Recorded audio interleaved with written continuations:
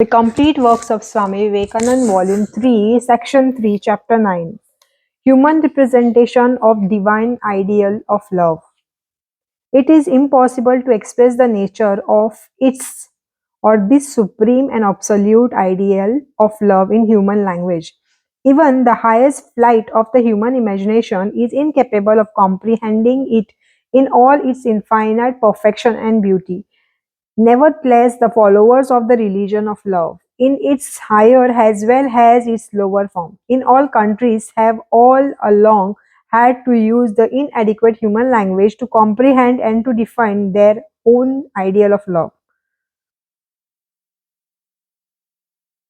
Nay, more, human love itself, in all its varied forms, has been made to typify this inexpressible divine love. Man can think of divine things only in his own human way. To use the absolute can be expressed only in our relative language. The whole universe is to us a writing of the infinite in the language of finite. Therefore, bhaktas make use of all the common terms associated with the common love of humanity in relation to God and his worship through love. Some of the great writers of Bhakti, some of the great writers on the Parabhakti have tried to understand and experience this divine love in so many different ways. The lowest form in which this love is apprehended is what they call the peaceful, the Shanta. When a man worships God without the fire of love in him, without its madness in his brain, when he love when his love is just the calm, commonplace love, a little higher than mere forms and ceremonies and symbols, but not at all characterized by madness of intensely active love. It is said to be Shanta. We see some people in the world who like to move on slowly and others who come and go like a whirlwind. The Shanta Bhakta is calm, peaceful, and gentle. The next higher type is that of the Dasa. The next higher type is that of Das, that is servantship. It comes when a man thinks he is a servant of Lord. The attachment of the faithful servant unto the master is his ideal. The next type is Sakha. Next step of love is Sakha, friendship. Thou art our beloved friend. Just as a man opens his heart to his friends and know that the friend will never cheat him for his fault, but will always try to help him, just as there is an idea of equality between him and his friends, so equal love flows in and out between the worshipper and and his friendly God. Thus, God becomes our friend, and the friend who is near, the friend to whom we may freely tell all the tales of our lives, the innermost secret of our hearts. We may place before him with the great assurance of safety and support. He is the friend whom the devotee accepts as an equal. God is viewed here as our playmate. We may well say that we are all playing in the universe, just as children play their games, just as the most glorious king and emperors play their own games. So is the beloved Lord Himself in sport with this universe. He is perfect. He does not want anything. Why should He create? Activity is always with us for the fulfillment of certain wants, and wants always presupposes imperfection. God is perfect. He has no wants. Why should He go on with this work of an ever active creation? What purpose has He in view? The stories about God creating this world for some end or other that we imagine are good as stories, but not otherwise. It is all really in sport. The universe is His play going on. The whole universe must, after all, be a big place of pleasuring fun to Him. If you are poor, enjoy that as fun. If you are rich, enjoy the fun of being rich. If danger if danger comes, it is also good fun. If happiness comes, there is more good fun. The world is just a playground and we are here having good fun, having a game, and God is with us playing all while and we are with him playing.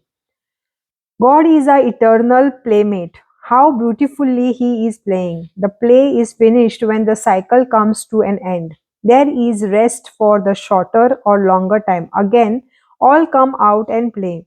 It is only when you forget that it is all play and that you are also helping in the play. It is only then the misery and the sorrows come. Then the heart becomes heavy, and when the world weighs upon you with tremendous power, but as soon as you give up, the serious idea of reality has the characteristic of the changing incidents of the 3 minutes of life and know it to be but a stage on which we are playing, helping him to play at once misery ceases for him or for you. He plays in every atom. He is playing when he is building up earth and the sun and the moon. He is playing with the human heart, with animals and with plants. We are these chessmen.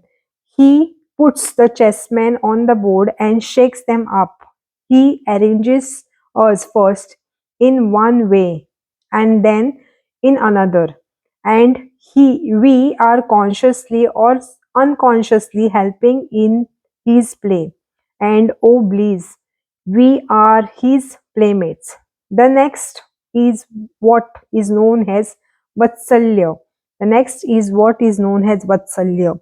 That is loving God, not as our father, but as our child. This may look peculiar, but it is discipline to enable us to detach all ideas of power from the concept of God. The idea of power brings with an off. There should be no off in love. The ideas of reverence and obedience are necessary for the formation of the character, but when the character is formed, when the lover has tasted the calm, peaceful love and tasted also a little of its intense madness, then he need talk to know more of ethics and disciplines.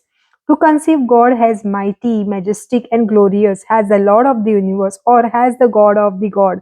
The lovers say he does not care. It is to void this association with God of the fear creating sense of power that he worships God as his own child. The mother and father are not moved by off in relation to the child.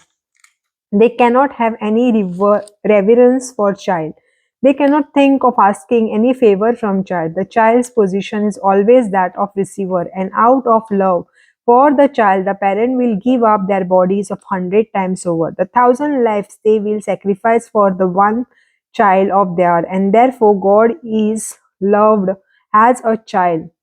This idea of loving God as a child comes into existence and grows naturally among those religious sects which believe in the incarnation of God. For the Mohammedans, it is impossible to have this idea of God as a child. They will shrink from it with a kind of horror. But the Christians and the Hindu can realize it easily because they have the baby Jesus and baby Krishna. The women in India often look upon themselves as Krishna's mother. Christians' mother also may take up the idea of their Christ mother, and it will bring to the West the knowledge of God divine motherhood which they so much need. The superstition of awe and reverence in relation to God are deeply rooted in the heart of our hearts, and it takes long years to sink entirely in love. Our ideas of reverence and veneration, of awful and majestic and glory, will regard with regard to God. There is one more human representation of the divine idea of love, and it is known as Madhura, and it is known as Madhura, that is sweet, and has and it and is the highest of all such representation. It is indeed based on the highest manifestation of love in this world, and this love is also the stronger. strongest known to man. What love shakes the whole nature of man. What love runs through every atom of his being, makes him mad, makes him forget his own nature, transforms him, makes him either a god or a demon, as the love between man and woman. In this sweet representation of divine love, God is our husband. We are all human. There are no men in the world, there is but one man, and this is He, our beloved. All that love which man gives to woman, or woman to man, has here to be given up to the Lord.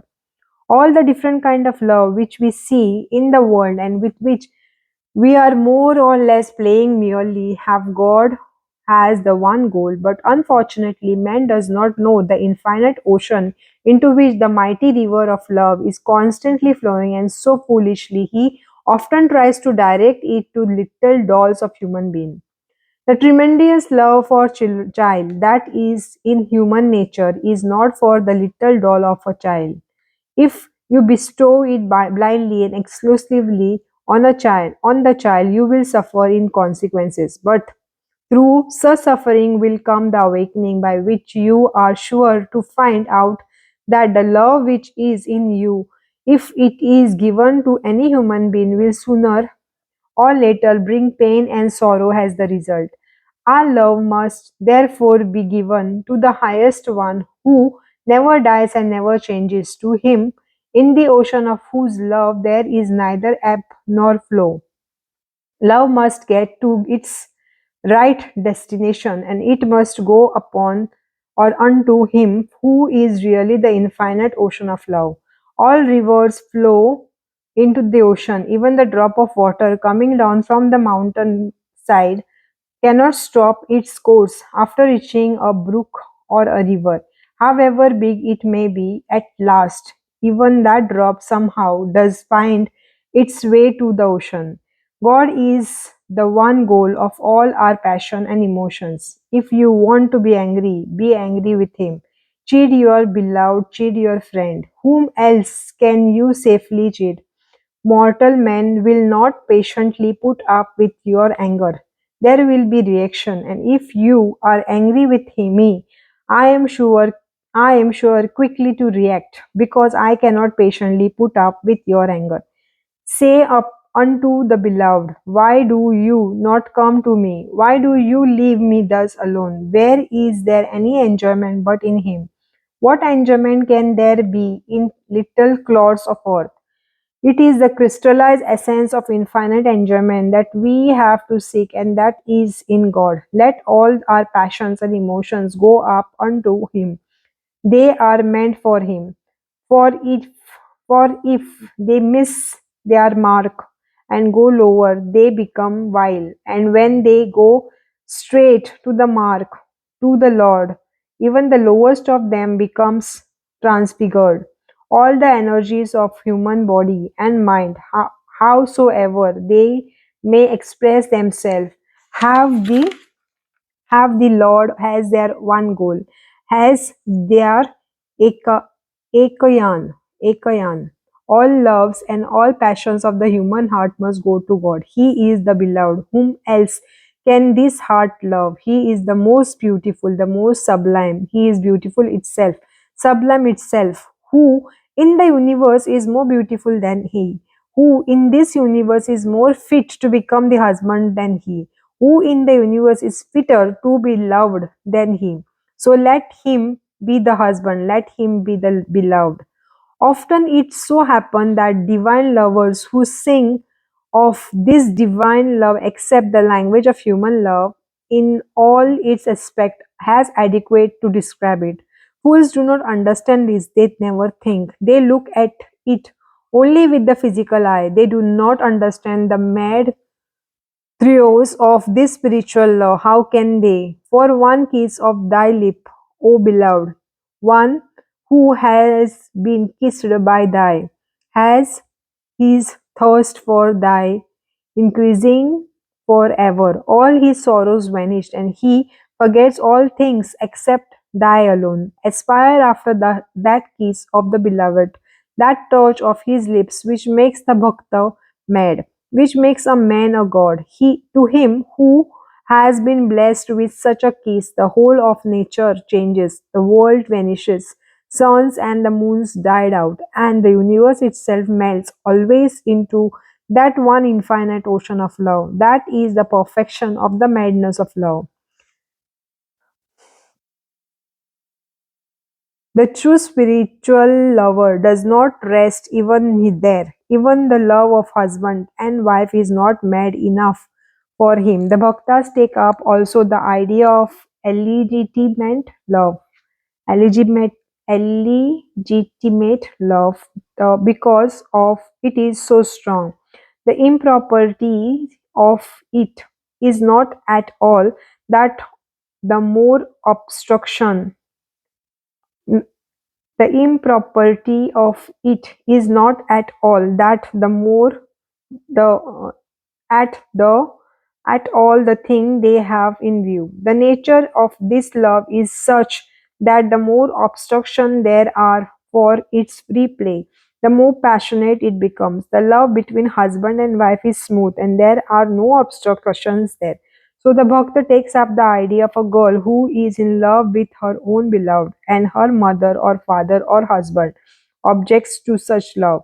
And the more anybody obstructs the course of her love, so much the more is her love tending to grow in strength. Human language cannot describe how Krishna in the groves of Vrindavan was madly loved, how at the sound of his voice the ever blessed gopis rushed out to meet him, forgetting everything, forgetting this world and its ties, its duties, its joys, and its sorrows.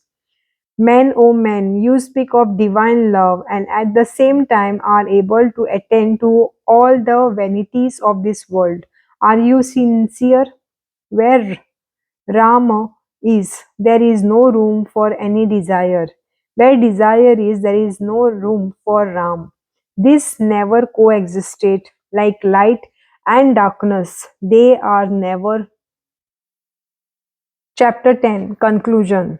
When this highest ideal of love is reached, philosophy.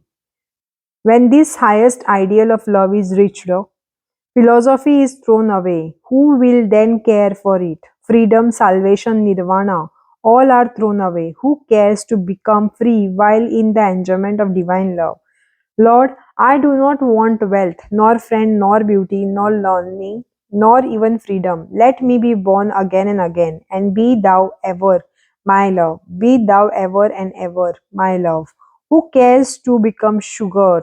Says the Bhakta, I want to taste sugar. Who will then desire to become free and one with God? I may know that I am He.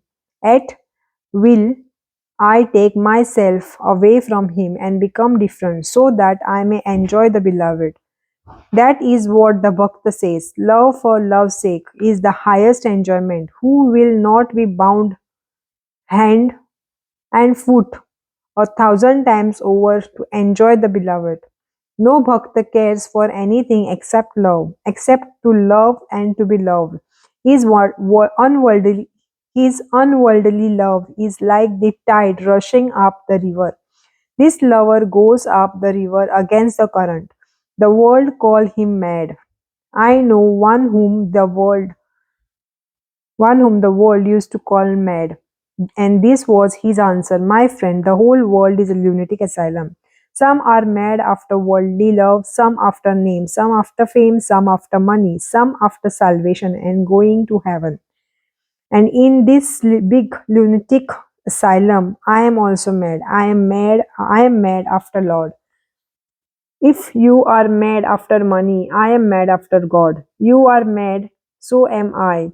I think my madness is after all the best. The true bhakta's love is this burning madness before which everything else vanishes for him. The whole universe is to him full of love and love alone. That is how it seems to be the lover.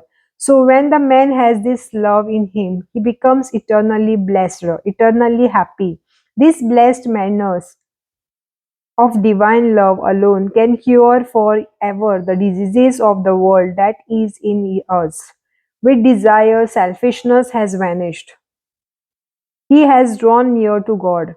He has thrown off all those vain desires of which he was full before.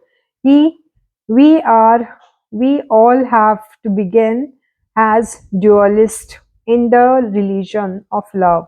God is to us a separate being, and we feel ourselves to be separate being also. Love then comes in the middle, and the man begin to approach God, and God also comes nearer and nearer to men. Man takes up all the various relationship of life, has father, has mother, has son, has friend, has master, has lover, and projects them on his ideal of love, on his God. To him, God exists has all this, and the last point of his progress is reached when he feels that he has become absolute, merged in the object of his worship. We all begin with love for ourselves, and the unfair claims of the little self make even love selfish. At last, however, comes the full blaze of light, in which this little self is seen to have become one with the infinite. Man himself is transfigured in the presence of light of love, and he realizes at the last the beautiful and inspiring truth that love and the lover and the loved are one.